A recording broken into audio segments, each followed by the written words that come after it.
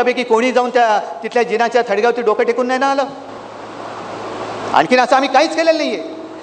पण या देशामधले जर का मुस्लिम, देशप्रेमी मुस्लिम, आता परत मोहन भागवत म्हणाले की सगळ्यांना बरोबर घेऊन आपण राष्ट्रनिर्मिती करू, मुसलमानांनी सुद्धा शाखेत यायला तयार, काही हरकत नाही आहे, फक्त एकच अट, ते देशप्रेमी असले पाहिजेत. मग माझा त्यांना प्रश्न आहे की तुम्ही आता जी काय सौगात वाटली 32 लाख कुटुंबियांना, तुम्ही नेमकं ओळखलं कसं की हे देशप्रेमी आहेत आणि हा देशद्रोही आहे? कसं ओळखलं तुम्ही? बरं, मला आणखीन एका गोष्टीचं नवल वाटतं. आपल्याकडे गोवंश हत्याबंदी आहे, ठीक आहे, माझा त्याला काही विरोध नाही आहे.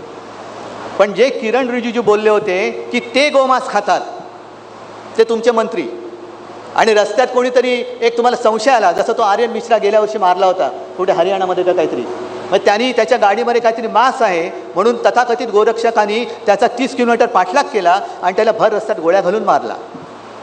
मग त्यांनी गाईचं मांस नेलं, हा संशय आला म्हणून त्याला रात्रीचा पाठलाग करून मारला. आणि इकडे सांगतो की जो रिजिजू सांगतात ते गोमांस खातात, ते तुमच्या बाजूला बसून वक्फ बोर्डाच्या सुधारणेचं विधेयक मांडतात. नेमकं तुमच्या हिंदुत्वाला काही शेंडा बुडखा आकार उकार आहे की नाही आहे? आणि मग शेवटी या सगळ्या गोष्टी बघितल्यानंतर खरी जी काय एक जबाबदारी आहे ती आपल्यावरती आहे, महाराष्ट्रावरती. कारण महाराष्ट्र नेहमी देशाला दिशा दाखवत आला, हे आपण इतिहासात ऐकलं. आज आपण जर का उद्याची दिशा नाही दाखवलं तर इतिहास आपल्याला सांगेल अरे तो इतिहास होता, पण हे सगळे नालायक निघाले. आपण नालायक असता कामा नये, आपण नालायक होऊ शकत नाही. ठीक आहे, काही वेळेला खड्डे येतात, पण त्याच्यावरती मात करून आपल्याला पुढे जाण्याची हिंमत पाहिजे. आणि म्हणून मी नेहमी एक गोष्ट आली सगळ्यांना सांगतो, म्हणजे असं आणि म्हणून असं नाही, आणि म्हणून नाही, कारण अजून मी काय दाढी वगैरे वाढवलेली नाही आहे खाजवायला तर, आणि मला अशी दुसऱ्यांचे वडील चोरायची गरज पण नाही आहे. जे आहे ते एसन्सी त्यांना सोडून द्या.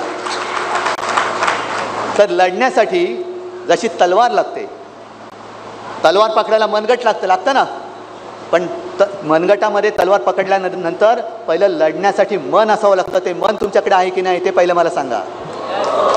या सगळ्या अगदी हा पराभव मी पराभव मानायला तयार नाही, हा आपला पराभव खोटा दाखवला गेलेला आहे. आज जरी बॅलेट पेपरवरती निवडणूक घेतली तरी आपलं सरकार पुन्हा यांच्या दुपटीने, म्हणजे आता 288च्या वरती जागा नाहीत म्हणून, पण यांच्यापेक्षा जास्त संख्येने आणि मतांनी आपली जनता, कारण मला माझ्या महाराष्ट्रातल्या मायबाप जनतेवरती पूर्ण विश्वास आहे.